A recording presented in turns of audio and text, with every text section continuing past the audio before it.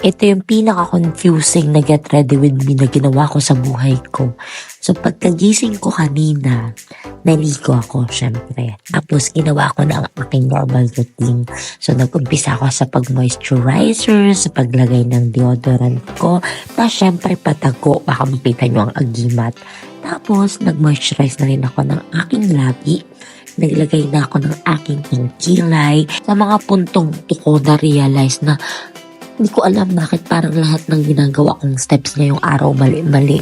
It's either sobra-sobra yung product na kilay, yung moisturizer ko, feeling ko malagkit.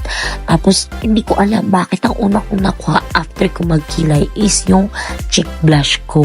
Dito ko na napagdesisyonan na itigil ang pag-get ready with me. At unahin na lang ang aking pagkain kasi kaya pala ako lutang. Gutom ako. Ang swerte ko pagbukas ng rep may natitirang nag-iisang ham. Tapos meron ding tocino.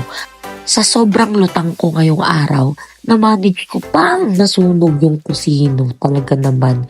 O pagkatapos nagtimpla na lang din ako ng kape kasi feeling ko kailangan ko to. At ito na ang aking almusal. Sunog na tocino, isang pirasong ham, at ang nilagang itlog na sinama ko sa pagpapakulo ng kanin kanina. Tapos naglagay lang ako ng konting pinakurat. In fairness, busog na busog ako after ko kainin yung almusal na yan. Habang kumakain ako, napakadami kong iniisip. Parang ang dami kong kailangan gawin ngayong araw.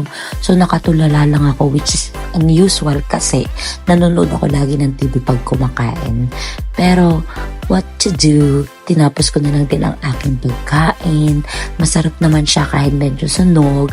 Tapos nagkape ako and then pumasok na ako.